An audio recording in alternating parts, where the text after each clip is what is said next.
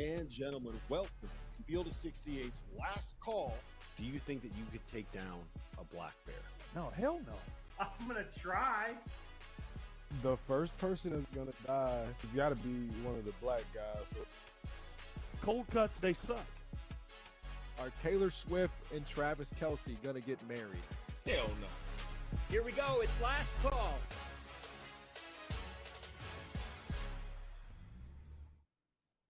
Welcome to Last Call here on Stadium. We're continuing the discussion here on a Monday night of the college basketball slate. And the way that the format works is very simple. You guys ask, we answer. It's what we do for 30 minutes. And then we are out of here. So if you have a question of Rob, you have a question of Sweeney, me, all is fair game. We'll answer anything. So let us know.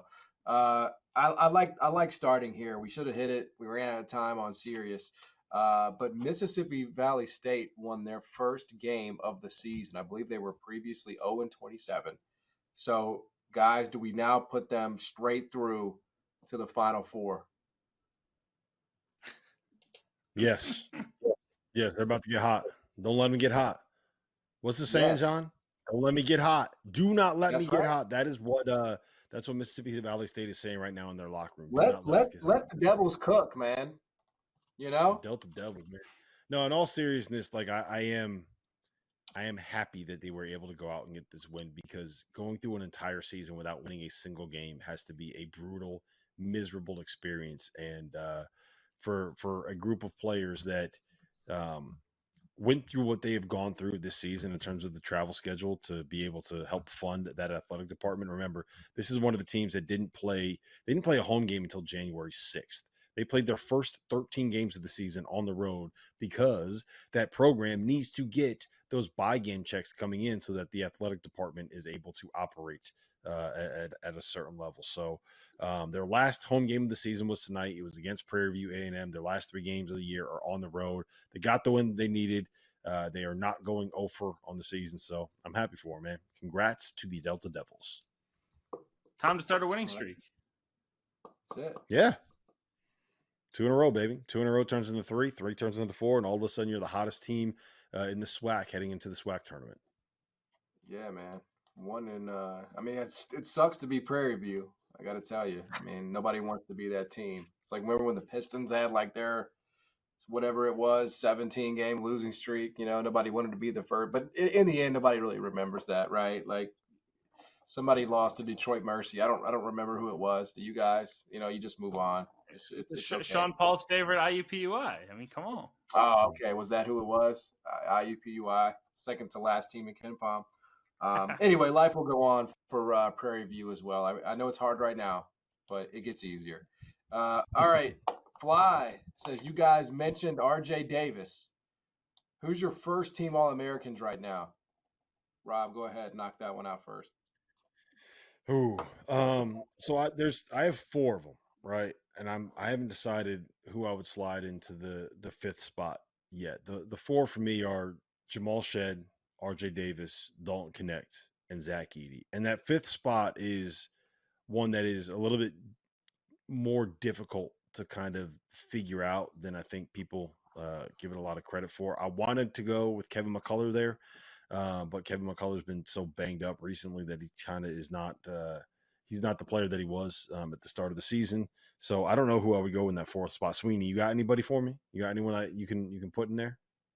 I know we were talking off air about Devin Carter. I know it's not traditional to put an first team All-American on a bubble team, but like if there was ever a guy who has willed their team to the NCAA tournament, it's Devin Carter. I mean, he's had such a phenomenal year. Deal with the Bryce Hopkins injury, him take on an even bigger role. I mean, he's their point guard half the time. He's their biggest leading rebounder half the time. He's making clutch shots. Like, he has been phenomenal.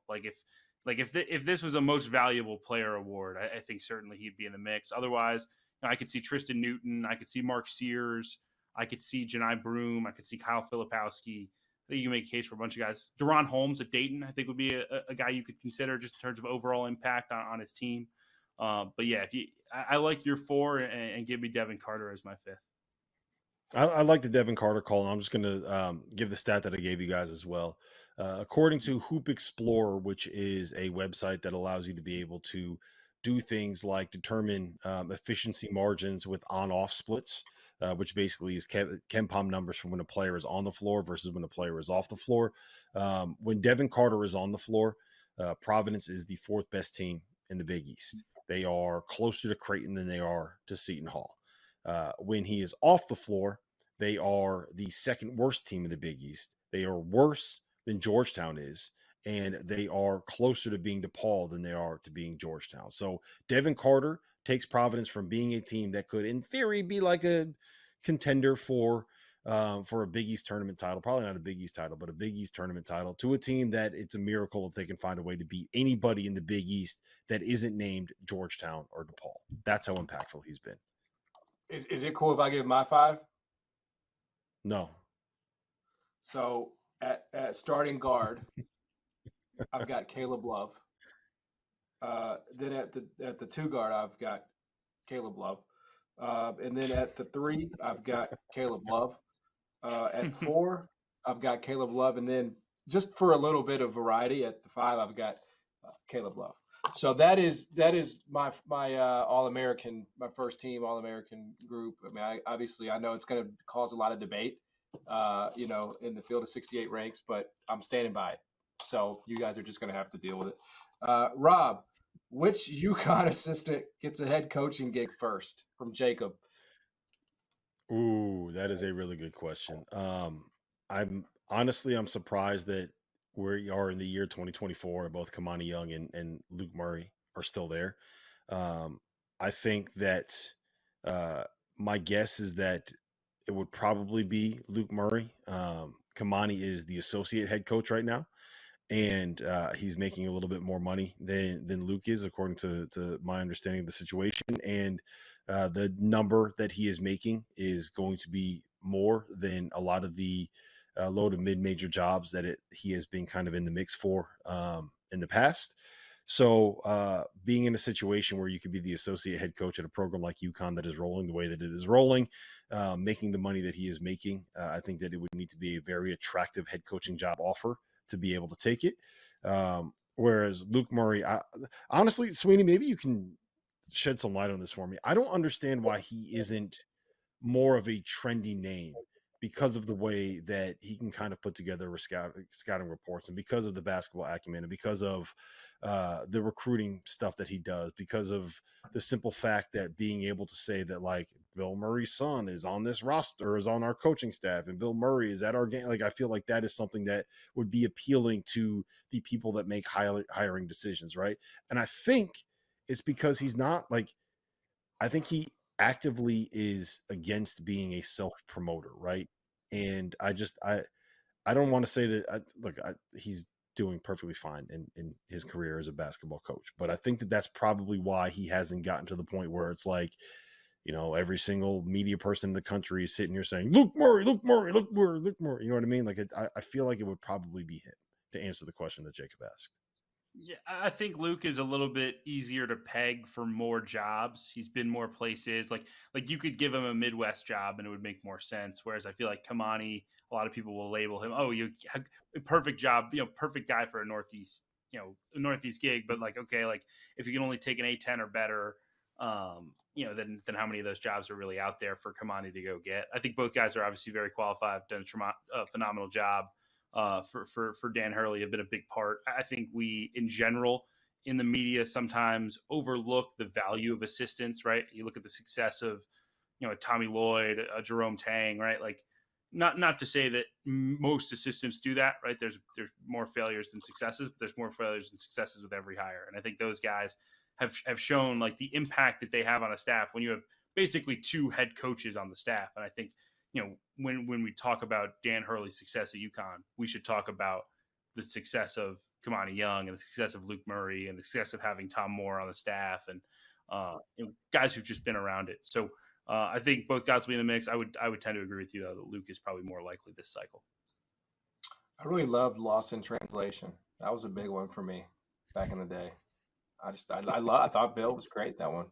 I would hire Luke based on his dad's role in that movie. I just thought that's how good the job was. All right, we have a lot more to get to. We have some schools changing conferences, get into how that impacts their program and more on the other side. You're watching Last Call here on Stadium. Back after this.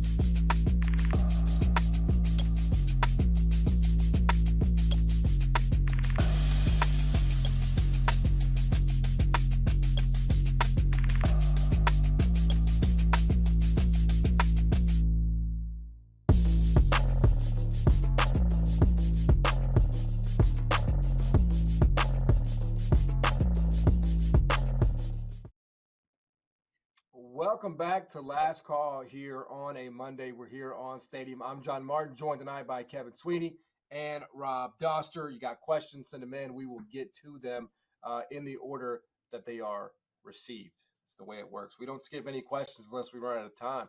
We try to get to everybody. Okay, this is from Joe, and we're going to switch it up. We're going to start with Sweeney here.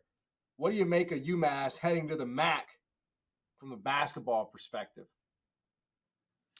Look, I think it was inevitable that a move was going to come because UMass needed a place for its football program, and that's the reality of this. I don't know how you necessarily spin it from a basketball standpoint because it's just a lower level league. It's a one bid league guaranteed, whereas the A10, I think I know the A10 has been down the last couple of years, but I think the A10 still has the upside to be a 3 or a 4 bid league down the line, and I think when you settle into a one bid league, especially one that doesn't fit you regionally, I think it could get a little harder for them to recruit at the level that they've recruited.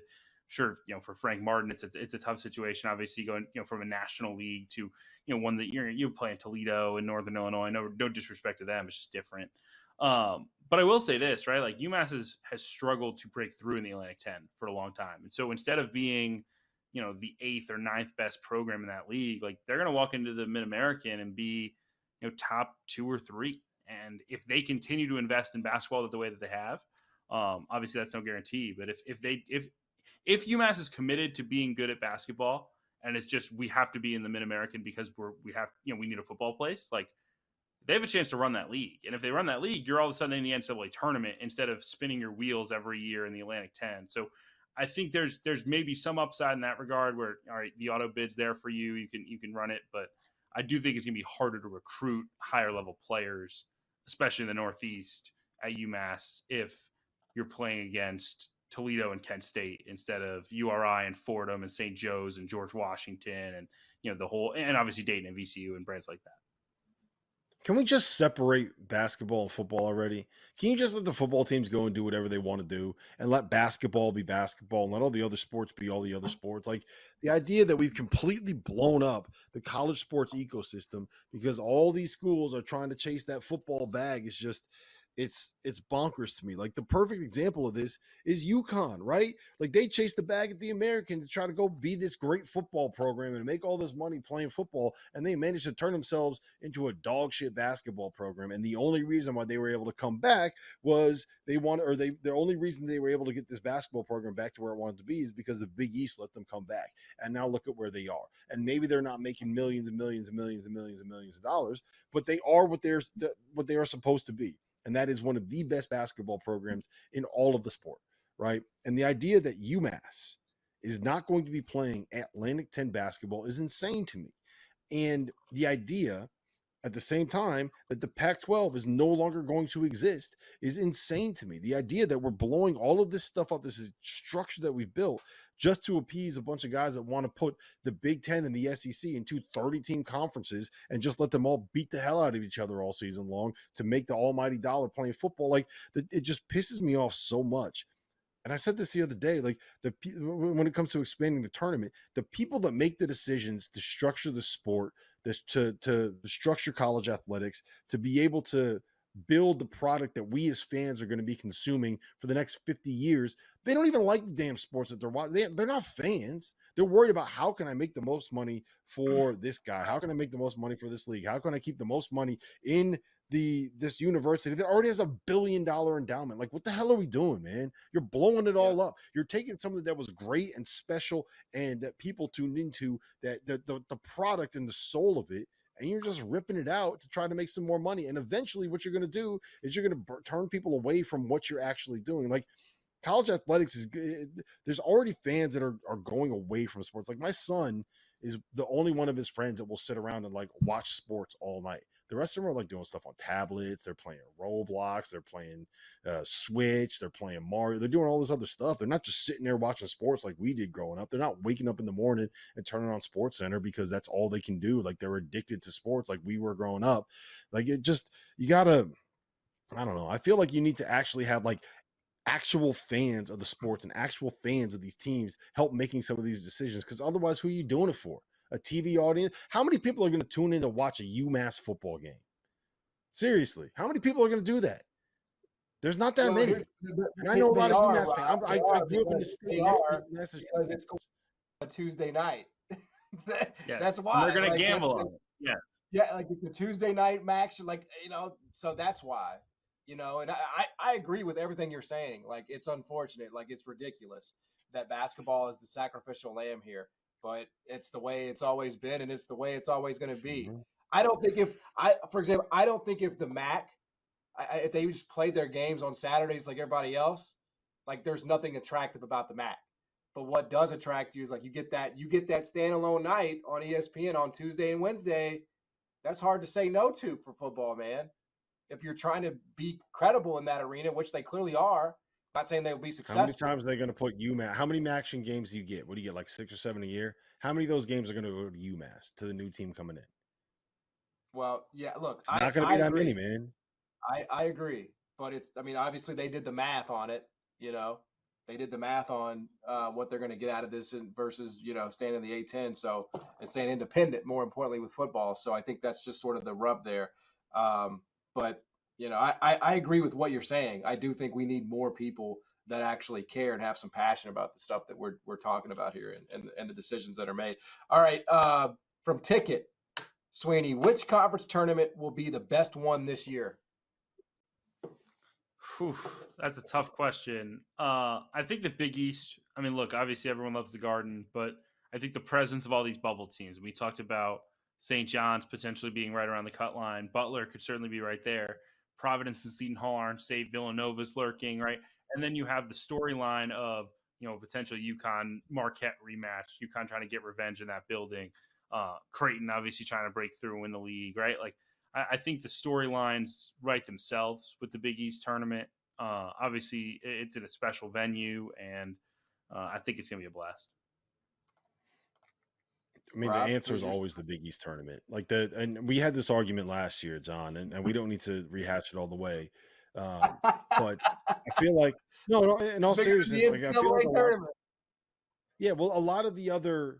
a lot of the other leagues, and it just feels like this from the outside. And please, if I'm wrong, correct me if I'm wrong, because I've been immersed in Big East tournament stuff since I was like 7 years old. Right, my first memory as a basketball fan is Ray Allen hitting that floater where he probably traveled and landed early, that bounced off the rim and bounced off the backboard and went in to win the Allen versus Allen game in the 1996 Big East tournament championship. So I'm locked in on this, but I do feel like it's the one league where it matters more to every single fan base. Like, winning that tournament matters as much as making it to the second weekend of the NCAA tournament for teams and fans of the Big East, right? Like, I don't think Marquette's a perfect example. They won the Big East regular season. They won the Big East tournament last year. And I don't think any of them are really all that upset they got knocked out in the second round of the tournament, right? Because you still have all this to fall back on. You still won something. So To me, it's the Big East. It's always the Big East. It matters more. The Garden is the single best place in the entire country to watch a neutral site college basketball game where you're going to have two big fan bases from each of them showing up. So there's a reason why we do Field of 68 After Dark, spoiler alert, from Madison Square Garden, the Big East tournament, every single year that we do it. It's the best place to do it. It's the way you want to be. And I'm not just saying that because UConn is probably going to win it or hopefully going to win it on their third home floor this season. Store South, baby. Give me the Mountain Best because every single team is the exact same. So I'm looking forward to that. Come back, wrap this up. Field of 68, last call in Stadium.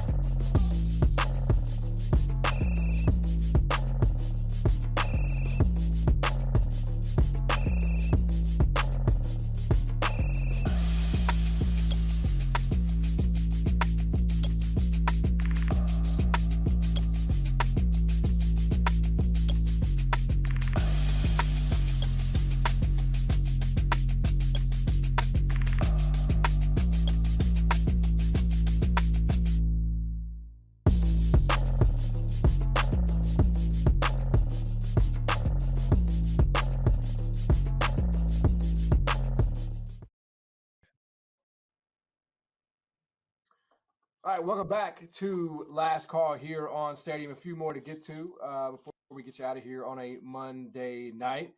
Rob, this one's from Mike. Did you really lose your vaulted bracket challenge to a dog? Oh man. All right. So Vaulted is doing this thing where they have these challenge brackets, and what you do is you pick 4 games on Wednesday, then you pick 4 games on a Saturday, and you get 4 people involved, and you have yourself a little challenge bracket, and you can kind of show off and flex and say you're good at this, you're smart, look how good my picks are. You pick them against the spread. It's a fun exercise, unless you are the guy that has lost every single one of these. And here's the part that gets me that's the worst, right? First time we did it, I lost to Jeff Goodman in the first round, went to the losers bracket, and lost to Zeus, who is a Boston Terrier, who is just chasing whatever choose toy he wants to chase. That's who I lost to in the championship round. So they put me in the losers bracket for the second round, and I go up against Zeus, and I lose again. I go to the final or to the third place game, and I face TO. I pick Baylor. Houston ends up covering, right? I pick Alabama. Kentucky beats the hell out of them. I pick Wake Forest. I pick UConn. Villanova ends up getting smacked, and then we both picked Wake Forest. So I ended up losing that one as well. We've done 2 of these. I haven't won a single one. And here's the worst part about it. My picks against the spread, I'm like 16-12. I'm a profitable better, and I can't win. This is awful. I don't know why I signed up to do this. Go download the Vaulted app, VLTED. Okay, well, we'll have some hopefully some stuff coming for you there soon on that in 2024. All right, Sweeney, this one's for you. Travis asks, "Are you and John actually mad at each other from last night?"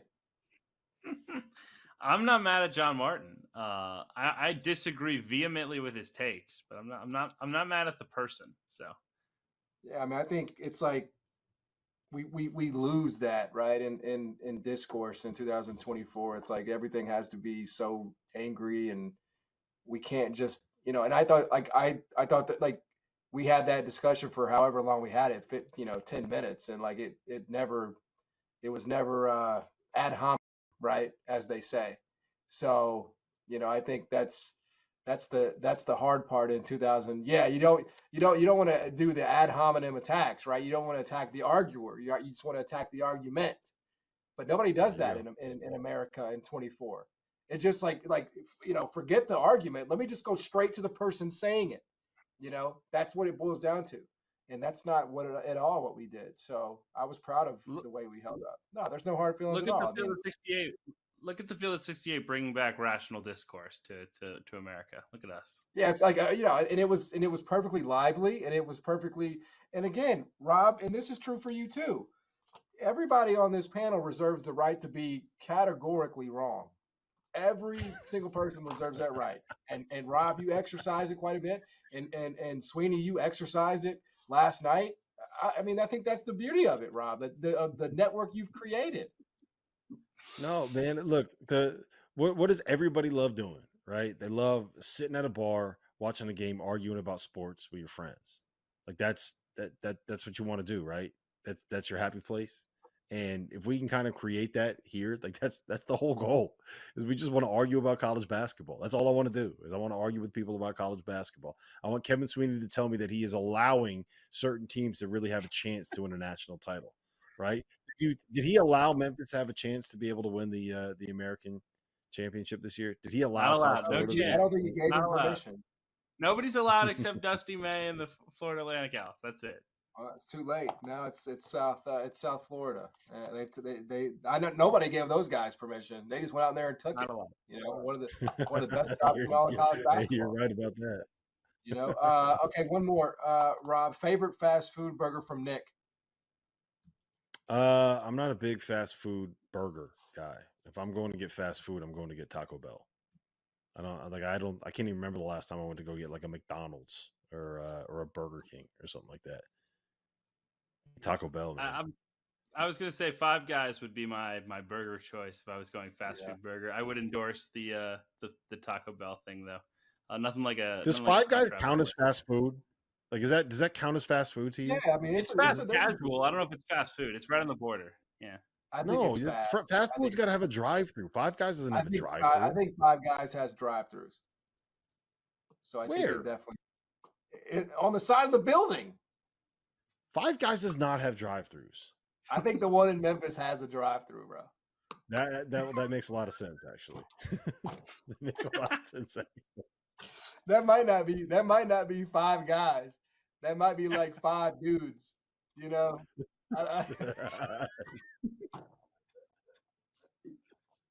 to get that. We got to drive by that one and see if it's actually what they say it is.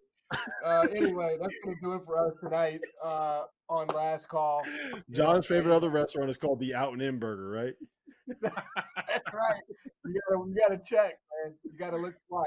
For Rob Doster, for Kevin Sweeney, I'm John Martin. Thanks for spending a little time with us here on a Monday. See you tomorrow.